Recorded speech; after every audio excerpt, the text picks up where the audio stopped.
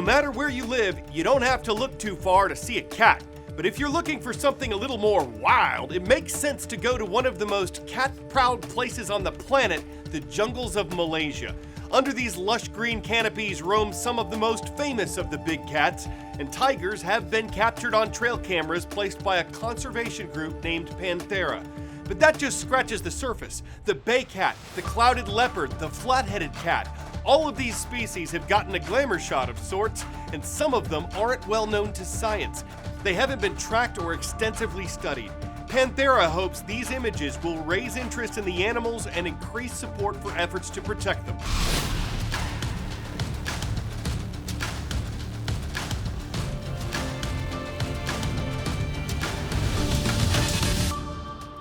We don't know about the relationships or struggles in Malaysia between those cats and the people who live there, but we are reporting on the reintroduction of wolves in Colorado and the concerns of some of the people who live there. This is The World from A to Z. I'm Carl Azuz. In the 1930s and 40s, the gray wolves that once naturally roamed the Colorado wilderness were eliminated from the area. They were killing people's livestock and other game animals that people hunted, so residents were allowed to shoot, poison, or trap wolves, and the government supported efforts to remove them. Now, though, the animals are being reintroduced to Colorado thanks to a state law passed in 2020. Proposition 114 made Colorado the first state to vote to reintroduce wildlife outside of efforts by the federal government. 10 wolves were recently released there under the new law. There are plans to move at least 30 there in the years ahead. The program has cost $1.6 million so far, and the outcome may not be known for months or years. Conservationists are hoping it'll allow the animals to thrive once again in an area where they used to live and where there's a gap in wolf populations. They point to an abundance of elk in Colorado as a potential food source for the wolves and say the predators will force the elk to move around more, benefiting the ecosystem. Critics have questioned why there's a need to relocate wolves to Colorado from states like Oregon, pointing to the fact that in some cases, wolves have recently crossed into Colorado naturally from other places. And there are questions about the impact on livestock and potential human interactions. Colorado's current population of 6 million far exceeds the 1 million people who lived there in the late 1930s, when efforts were underway to remove wolves. The animals that have been released in Colorado are an experimental population, which means people can try to scare the wolves or kill them if they attack livestock.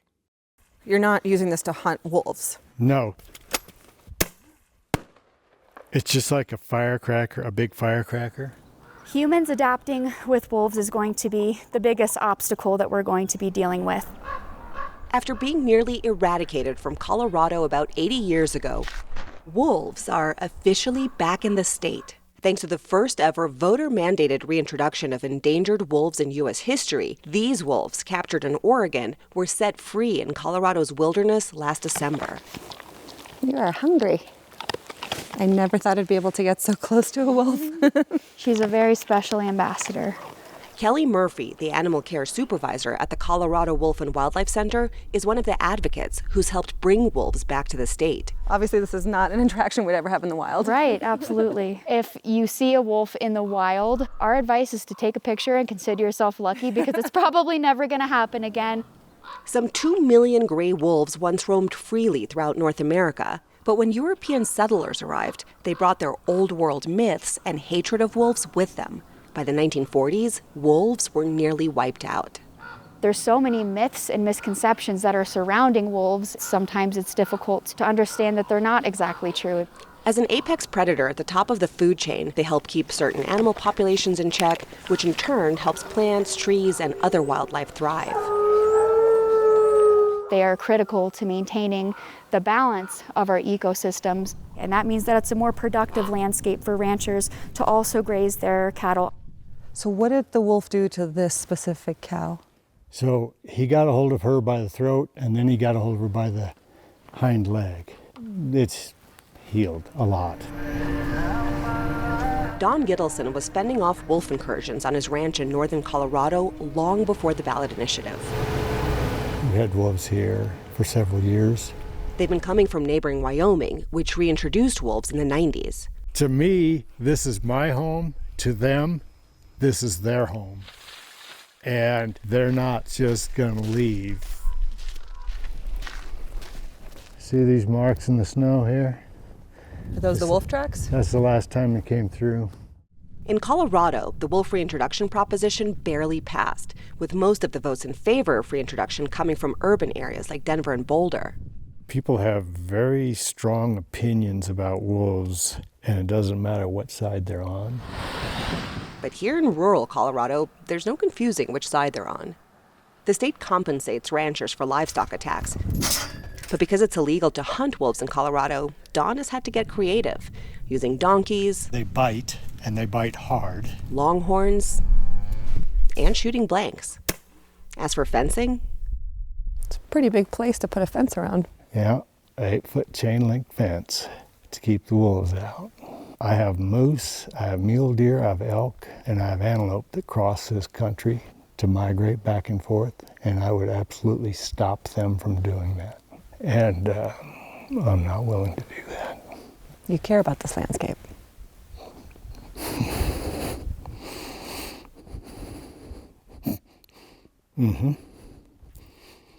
So you don't manage things one species at a time.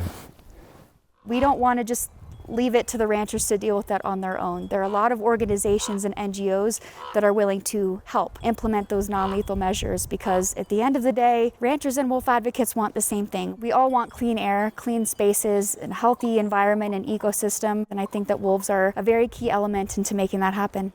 So what do you think? Do the potential benefits here outweigh the potential risks, or should people stay out of wolf relocation efforts even if they're supported by voters?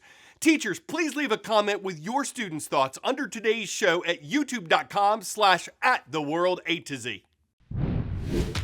Bird of knowledge. What was responsible for the demise of the Pony Express? Attacks on riders, transcontinental railroad, radio broadcast, telegraph technology. The Pony Express, which took off a year before the Civil War began, became obsolete when telegraph technology linked the eastern and western U.S. On this date in world history. April 3rd saw a flurry of firsts in communications. In 1860, mail deliveries began on the Pony Express. Horses and riders made the 1,800-mile trip from St. Joseph, Missouri to Sacramento, California. It took 10 days, a record short time.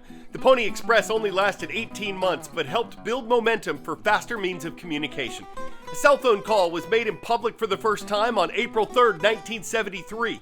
Motorola engineer Martin Cooper used a brick-sized phone from a Manhattan sidewalk to call one of his rivals at Bell Labs to gloat about the breakthrough. Is that considered trolling? And on this date in 1981, Adam Osborne brought his new invention to a computer fair in San Francisco. The Osborne 1 portable computer weighed about 24 pounds and cost just under $1,800. The North Star State and the North Carolina State are today's viewer destinations. From Red Wing, Minnesota, we welcome Miss Cantola's and Mr. Graves classes at Red Wing High School. And from the Tar Heel State, hello to everyone in Miss Elizabeth's class at Sea Academy in Wilmington.